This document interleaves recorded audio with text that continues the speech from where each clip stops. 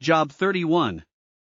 I made a covenant with my eyes, not to look lustfully at a young woman. For what is our lot from God above? Our heritage from the Almighty on high? Is it not ruin for the wicked? Disaster for those who do wrong? Does he not see my ways? And count my every step? If I have walked with falsehood, or my foot has hurried after deceit, let God weigh me in honest scales, and he will know that I am blameless. If my steps have turned from the path, if my heart has been led by my eyes, or if my hands have been defiled, then may others eat what I have sown, and may my crops be uprooted. If my heart has been enticed by a woman, or if I have lurked at my neighbor's door, then may my wife grind another man's grain, and may other men sleep with her. For that would have been wicked, a sin to be judged. It is a fire that burns to destruction. It would have uprooted my harvest.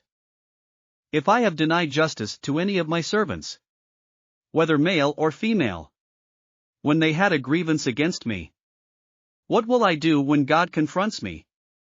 What will I answer when called to account? Did not he who made me in the womb make them? Did not the same one form us both within our mothers?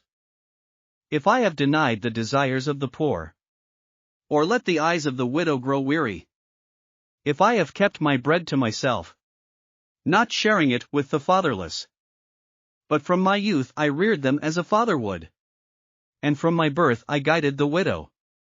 If I have seen anyone perishing for lack of clothing, or the needy without garments, and their hearts did not bless me, for warming them with the fleece from my sheep, if I have raised my hand against the fatherless, knowing that I had influence in court, then let my arm fall from the shoulder.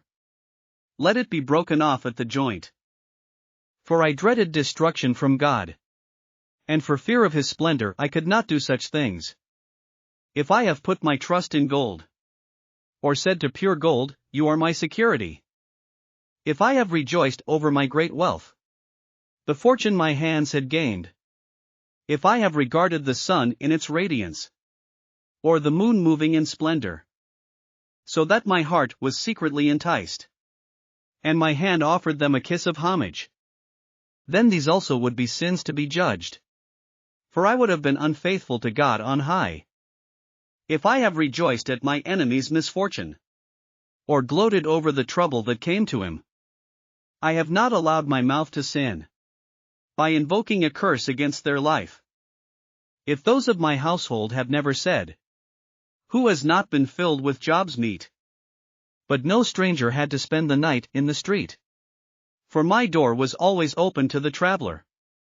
If I have concealed my sin as people do, by hiding my guilt in my heart, because I so feared the crowd, and so dreaded the contempt of the clans, that I kept silent and would not go outside. Oh, that I had someone to hear me! I sign now my defense, let the Almighty answer me. Let my accuser put his indictment in writing. Surely I would wear it on my shoulder. I would put it on like a crown. I would give him an account of my every step. I would present it to him as to a ruler. If my land cries out against me, and all its furrows are wet with tears, if I have devoured its yield without payment, or broken the spirit of its tenants, then let briars come up instead of wheat, and stinkweed instead of barley. The words of Job are ended. Thanks for listening to another chapter of the Bible. At My Faith Fuel, we believe a good coffee fuels your faith and energizes your day. Please visit myfaithfuel.com to explore our delicious coffee blends. Part of each purchase goes to training worshipers around the world. Thanks for listening.